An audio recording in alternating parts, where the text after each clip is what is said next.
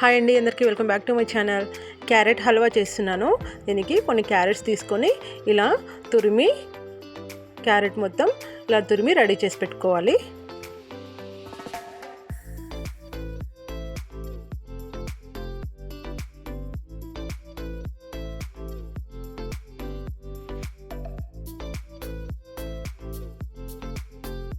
ఇక్కడ స్టవ్ పైన బాండి పెట్టుకొని 2 స్పూన్స్ వరకు గీ వేస్తున్నాను. నెయ్యి వేసుకొని దాంట్లోకి సన్నగా కట్ చేసి పెట్టుకున్న డ్రై ఫ్రూట్స్ ఫ్రై చేసుకోవాలి. ఫ్రై చేసి పక్కన పెట్టుకోవాలి.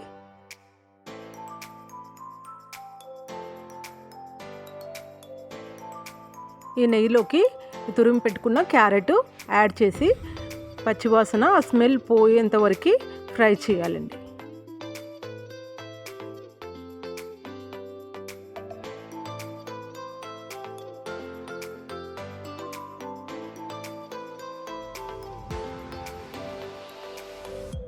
ఇక్కడ ఈ గ్లాస్తో 3/4 గ్లాస్ వరకు పాలు యాడ్ చేస్తున్నాను.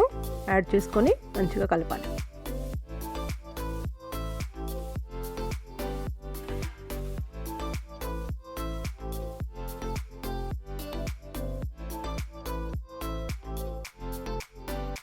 దీంట్లోకి షుగర్ యాడ్ చేస్తున్నాను.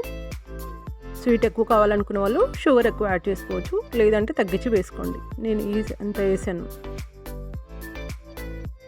దీంట్లోకి యాలకుల పొడి కూడా వేసుకోవాలి.